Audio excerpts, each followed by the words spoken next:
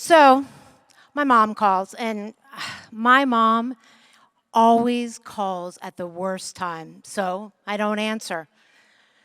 She calls again, the third time. Yeah, Mom, what's up?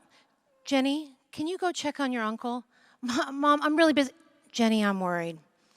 So by the time I get to his house, I'm worried too. Lights on, car on the driveway, no one's answering the door. I call the police. My uncle collects guns. The last thing I'm gonna do is break into his house. When the officer walked out, I knew. Self-inflicted, he said to me. I was heartbroken, but I knew my mom was gonna be devastated. Her other brother took his life the same way many years before, and she has never gotten over it. So I turned off the emotional switch and I took charge. And I took charge of everything. And for weeks and for months, my mom kept saying to me over and over again, Jenny, you're my rock, you're my rock. I don't know what I would do without you, you're my rock. Except when the emotions came back, it was like waves hitting that rock. I was angry, I was sad, I was confused, I felt guilty, I was overwhelmed. So I did what I like to do when I feel that way. I fled, and I went to the beach.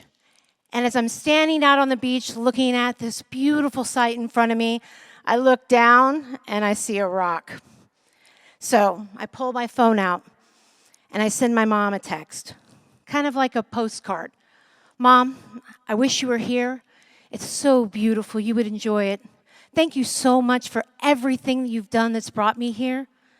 I didn't tell her about the kid that threw up on me on the plane or trying to find a parking spot at the beach.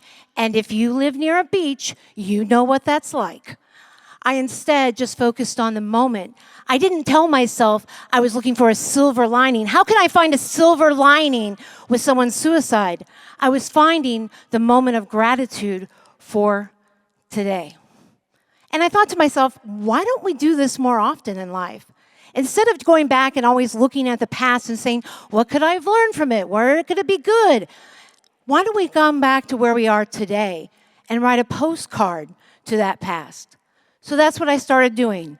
Past jobs, past boyfriends.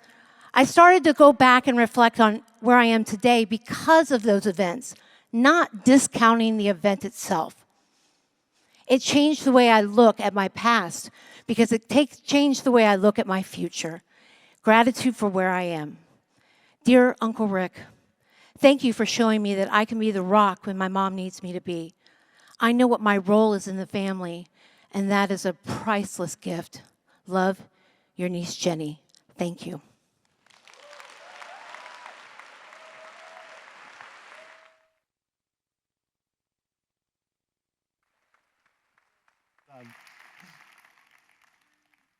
Thank you. Good job.